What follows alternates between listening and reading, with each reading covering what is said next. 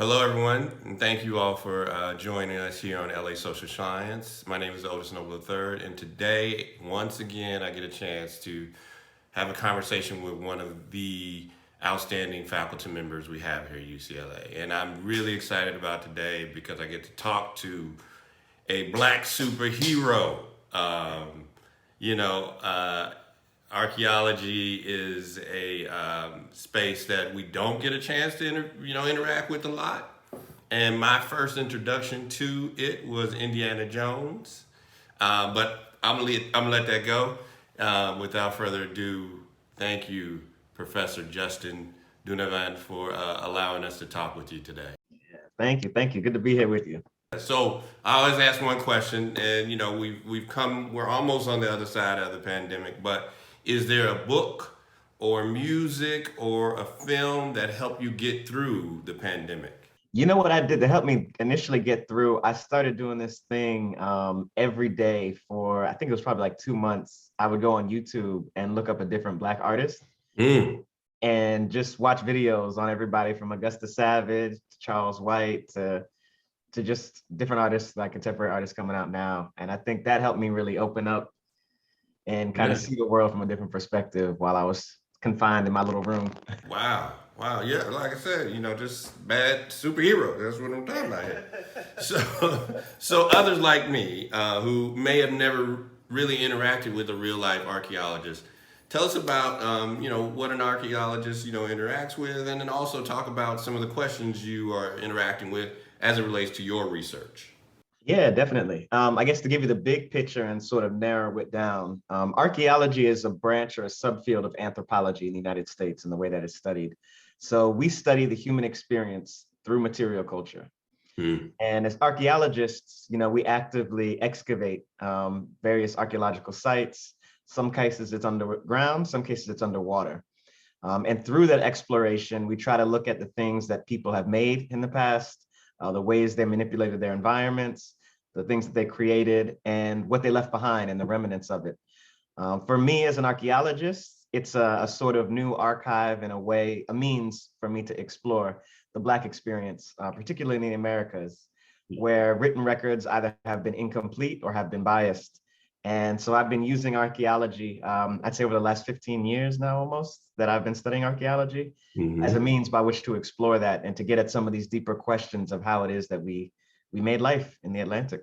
Yeah, and thank you for that. And I'm also very interested and was looking forward to getting to the fact that you just don't do your discoveries on land. You also do a lot of your work underwater. And 71% of the Earth's surface being water.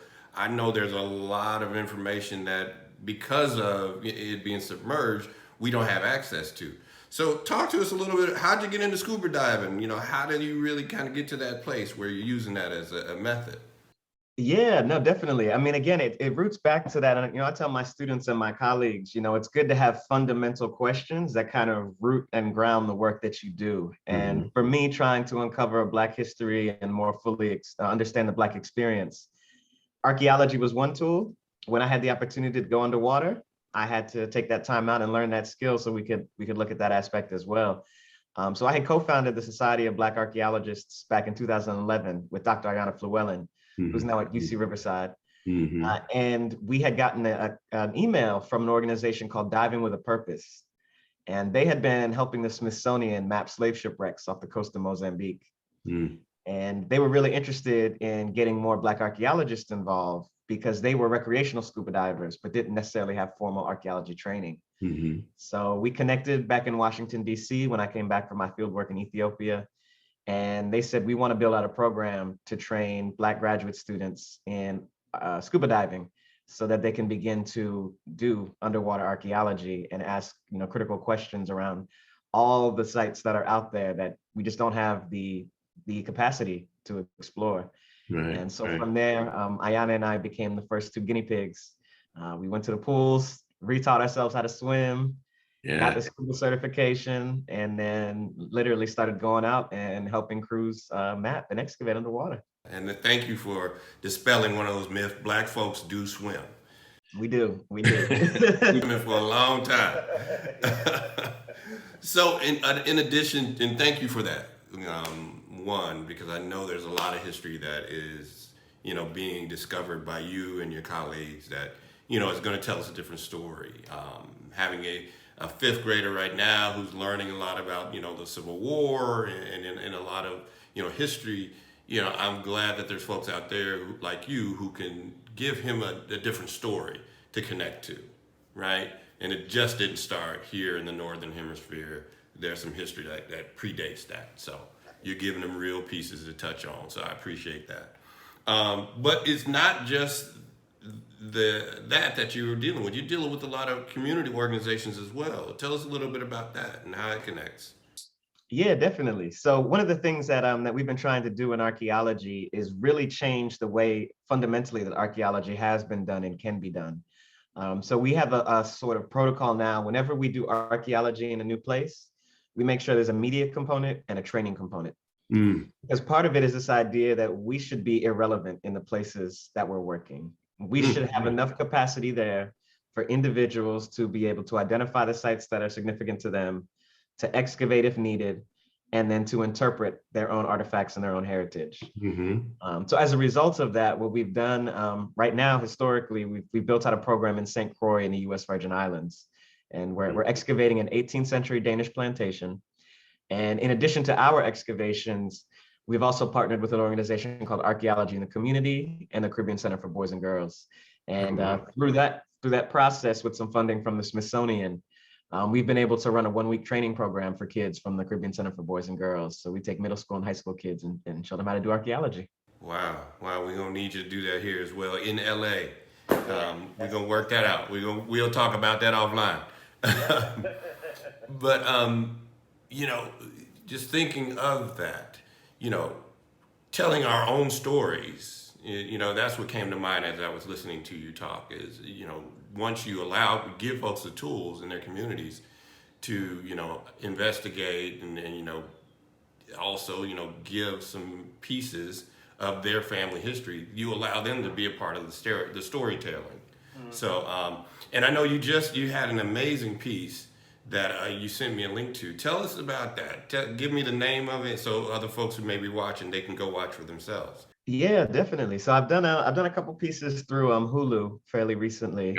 One is an episode of Your Attention Please, which is hosted by Craig Robinson, comedian. So it adds a little humor and animation to the story. Yeah. But I have to thank the people at Hulu for doing that, because they kind of gave me the flexibility after conversations around telling my story, but more importantly, reaching younger audiences. And I tell them one of the issues that we have in archaeology is that you have kids usually till about 9, 10 years old that are really interested in archaeology, and then it falls off because they have no way to captivate that excitement. Yeah. So part of that Your Attention Please piece was just to talk about what it means to be a younger Black archaeologist, some of the work that I do. And it's been animated and talks a little bit about some of the exciting things that we uncover and that we explore. More recently, I was featured in another piece by Hulu for their Initiative 29 series, and that was on the history of Loíza, which is an African descended community in Puerto Rico.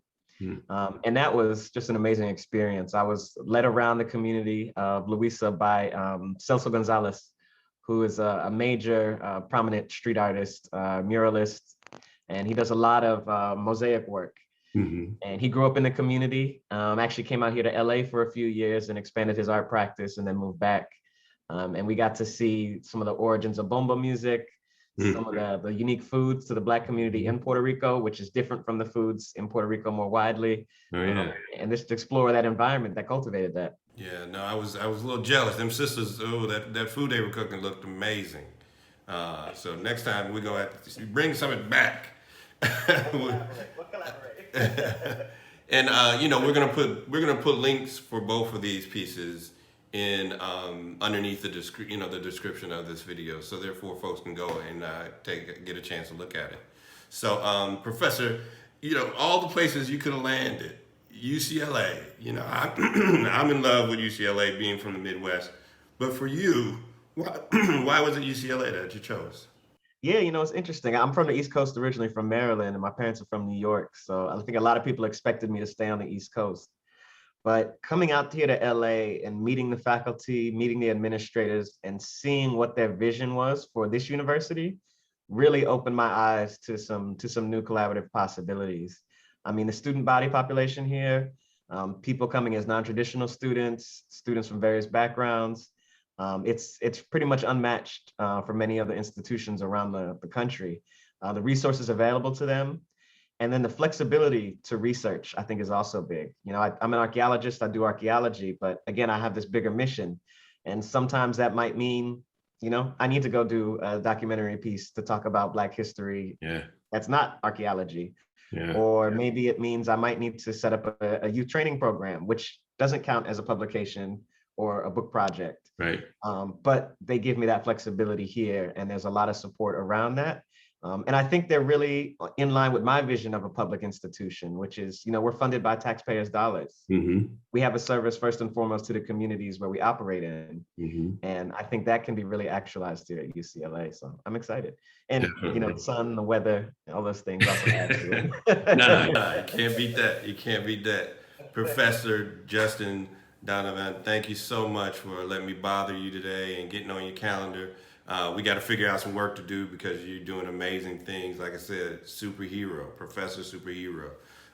Thank you for your time today. No, thank you. Thank you. I appreciate it.